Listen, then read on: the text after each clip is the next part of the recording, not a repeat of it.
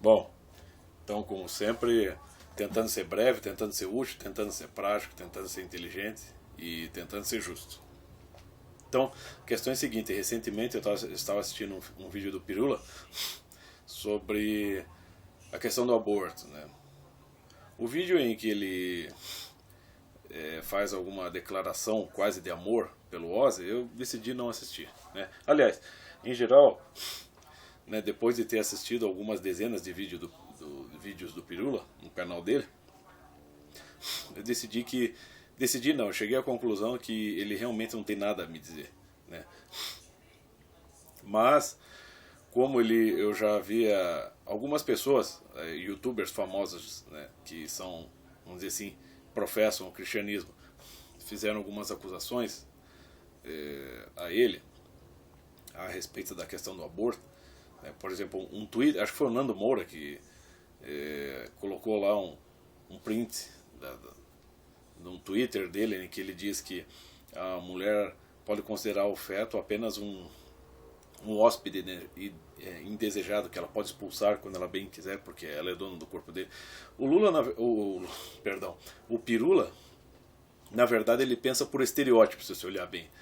Porque no vídeo em que ele, acho que é um vídeo que chama Pirula ou Bandido, um negócio assim, e ali ele explica assim, o modo dele se expressar sobre o aborto, né? Então ele vai tentando, vamos dizer assim, fazer uma exposição científica sobre o que é o zigoto, o que é o processo de formação do feto, o que é a aderência, né, do espermatozoide às paredes do útero, enfim, que é uma explicação, vamos dizer assim, digna de enciclopédia, muito lógica, e inclusive ele esqueceu de explicar que isso tem toda uma cronologia. A cronologia da vida humana, ela começa desde o espermatozoide. De toda a vida humana, de cada indivíduo humano, tem a sua cronologia a partir do espermatozoide, porque o espermatozoide ele se dá no tempo.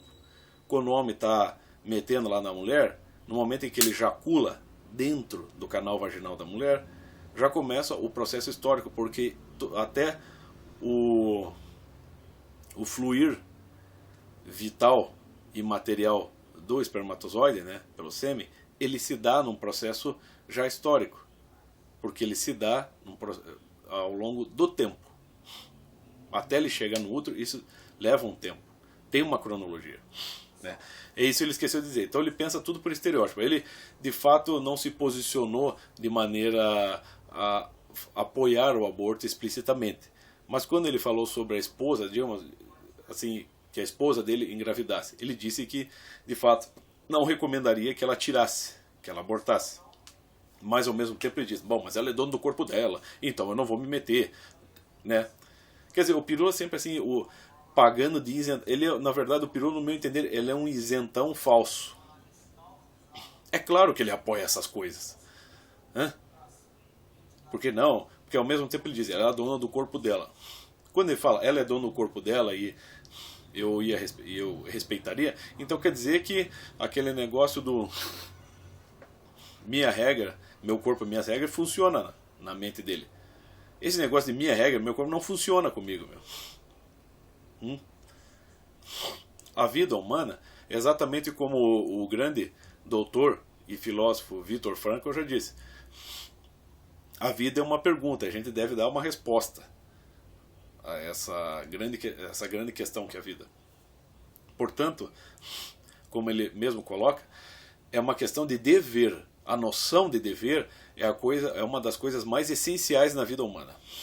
Portanto, toda vez que alguma pessoa morre, alguém é culpado nisso. E isso pode envolver uma rede de culpados, muitas vezes. Quem explica isso também muito bem é o Dostoiévski, né, no livro, no romance Os Irmãos Karamazov, em que ele dizia mais ou menos assim, nós somos culpados perante um e perante todos, né? Por exemplo, nos Irmãos Karamazov, você tem dois irmãos que odeiam o pai e pretendem matar o pai. Então, um irmão, tem um que é mais velho, que é o Bruto, que é o Dmitri, e tem um outro, cujo nome não me recordo agora. Então, esse que é mais novo e mais intelectual, ele está sempre cochichando no ouvido do irmão mais velho, mais bruto, meio criminoso, induzindo-o a matar o pai. E quando este chega às vias de fato e mata o pai, ele acredita que quem vai ser julgado é o irmão mais novo, mais erudito, que o induziu a isso. Mas a justiça vai puni-lo, vai punir o mais velho, aquele que cometeu, porque a lei pune os atos e não os pensamentos. Só que o irmão mais novo, aquele que induziu ao crime, ele não está isento de culpa. A culpa está ali. E ele sofre com isso, ele percebe isso, né? Ele percebe o papel dele nessa história. Por exemplo, se você está num debate em que você tenta flexibilizar a noção do aborto e tenta, vamos dizer assim, descaracterizar a natureza do feto daquilo que ele realmente é, flexibilizando, tentando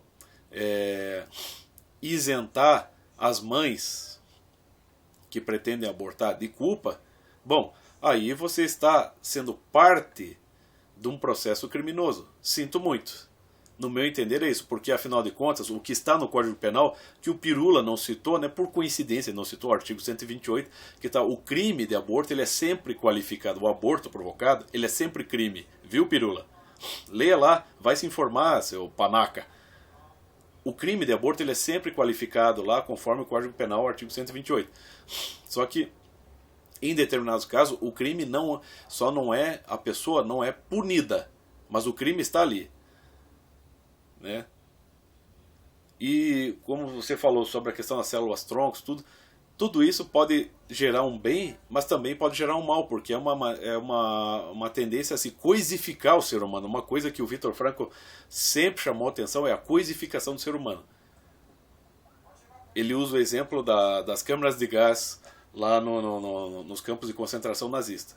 Ele dizia que os nazistas, né, a cúpula nazista, não queria gastar bala fuzilando quase todo dia dezenas e dezenas de judeus, de prisioneiros. Então se usa um meio mais barato, o gás, que é deixar o ser humano abaixo das armas, né? Abaixo das coisas. Então, da pessoa que idealizou uma coisa dessas, até as pessoas que, vamos dizer assim, que praticaram o ato, né, que obedecendo a essa idealização primordial, às pessoas que chegaram e cumpriram, vamos dizer, este ideal de, vamos dizer assim, de eliminar, por exemplo, a raça de judeus da Terra por meio do Zyklon B, há um processo e todos são responsáveis. Sabia, Pirula? Uma das maiores catástrofes revolucionárias na história da humanidade é a Revolução Francesa. As pessoas que vamos dizer assim, que formaram os grupos que saíram, vamos dizer, provocando todas as rebeliões na França e que provocaram mortes, todas elas foram instruídas e foram induzidas por uma série de intelectuais que não participaram ativamente da Revolução, mas que foram escrevendo obras que induziam a isso. A uma espécie de nova era. Jean-Jacques Rousseau, Voltaire, Diderot, né? Entre outros. Né? Se você lê, por exemplo, leia o Dr. Paul Johnson, que fala sobre história de vários intelectuais. Vamos dizer, tem um livro só com os intelectuais, tem livros só com os filósofos. Alguns livros ele elenca alguns filósofos que ele considera monstros, né? Entre eles o Diderot, Denis Diderot, né? O grande criador da enciclopédia. Então você percebe que sempre a pessoa que participa da indução de um crime, ela também é culpada. Não se esqueça aquilo que o próprio Dostoiévski escreve no livro Os Demônios. Quando os dois revolucionários estão conversando, um deles diz: um professor que zomba de Deus, né, que não está engajado num movimento, né, revolucionário, esquerdista, mas que zomba de Deus e desmoraliza as religiões para os seus alunos, está do nosso lado. Um juiz que absolve um criminoso, um assassino, está do nosso lado, mesmo que ele não saiba. Então, Pirula, toma cuidado com essas coisas quando você ficar relativizando o debate sobre o aborto. Eu assisti o seu vídeo, você não chega a conclusão nenhuma, cara. Você fica fazendo que nem o Ariano Suassuna, né? Aquele que te deixou por baixo, né? Fazendo a rodeios, tá sempre fazendo a rodeios, mas não chega em porra de lugar nenhum, tá? Ou então confesse, você é a favor do aborto, você é a favor da flexibilização. Aliás, você disse, eu sou a favor de uma flexibilização das leis, mas mais flexível do que já está. Eu não estou interessado em discutir questão do pílula do dia seguinte. A questão é que a vida flui, meu filho, tá? E isso eu estou ouvindo de um médico. O Heitor de Paola também é médico. Médico, psicanalista, filósofo, historiador. E ele explicou, e ele é muito mais competente do que você em ciências. E ele já explicou, a vida flui, tá? Então você tome tento disso. Agora, já que você quer fazer um meio de campo, como você sempre diz, então por que você, no seu vídeo, não citou sobre o caso da Gianna Jensen? Já ouviu falar de Gianna Jensen? Eu vou deixar o link dela aqui, do depoimento dela. Ela é uma sobrevivente de um procedimento de aborto mal sucedido. Nasceu uma menina toda lesada, mas que é capaz de ser muito mais, de ter muito mais hombridades que muitos homens, inclusive mais hombridade que você, Pirula. Se é que você tem hombridade, né? Eu duvido. Então, antes de ficar relativizando esse papo, né, esse debate sobre aborto, cara, você procure citar os dois lados, tá? Você procure se referir ao lado científico, como você adora, e ao lado religioso, ao lado moral. Não se engane, Pirula, porque a moral ela tem uma lógica, e uma lógica perfeita, tá? Exatamente como existe uma lógica na cronologia do espermatozoide até ele se tornar um homem, também existe uma lógica na moral, porque a moral, não estou dizendo da moral, essa moral espúria, essa moral degradada e coletiva, estou falando aqui, ó, das motivações reais e íntimas, ou seja, uma coisa ética. Você deve se curvar à verdade, todos nós devemos nos curvar à verdade. Como eu creio em Deus, como eu creio, pelo menos, num ser que é criador, vamos dizer, do céu e da terra, né, que é aquele que realmente dá a vida, eu creio que só ele pode tirar a vida. Com isso eu não estou dizendo que se um maluco entrar na minha casa eu não vou estourar os miolos dele, porque eu não sei se ele vai me matar ou matar as pessoas da minha família. Uma coisa é você se defender e acabar matando uma pessoa porque lhe falta escolha, lhe falta uma outra alternativa para solucionar a situação. Outra coisa é você pregar que certos tipos de pessoas, que certos tipos de seres não precisam existir. Se você quer relativizar se o feto é ou não um ser humano, bom, você já está mais ou menos se engajando numa conversa que vai alimentar a ideia favorável a que determinados tipos de situações humanas são descartáveis. Também não se iluda, porque Adolf Hitler também achava que muitas situações humanas, não só vidas humanas, mas muitas situações humanas eram coisas acessórias, coisas que podiam ser desprezadas, sabe? Então, quando você se engaja em debates dessa envergadura, dessa gravidade, sem chegar a uma conclusão, como você chega, é ainda, vamos dizer, tendencioso a querer flexibilizar, você está, sim, apoiando a causa abortista. Ah, mas eu não sou abortista porque eu não sou mulher. Ah, eu não sou abortista porque eu não sou médico. Cara, o sufixo ista, você pega lá comunista. Eu conheço muitas pessoas que são comunistas. São simpatizantes. Se você é simpatizante do comunismo, cara, você, por exemplo, você é cúmplice de todos os crimes que os comunistas praticantes cometeram ao longo da história. Portanto, você se torna um deles. Não precisa você ser se você é um simpatizante, você já é um comunista, meu filho. Se você é um simpatizante, se você acha que os abortistas têm razão de cometer o que eles estão cometendo em muitos momentos, você já é um abortista, você já está participando da causa moralmente. Chico Buarque não apoiou os comunistas, não apoiou a União Soviética, Cuba. Ele é um comunista. Ele não vive como um comunista, né? E nem está promovendo regimes totalitários ditatoriais. Mas ele é um comunista simpatizante. Você tem que entender isso. Né? Entenda um pouco de português, que é o que você está precisando. Sabe? E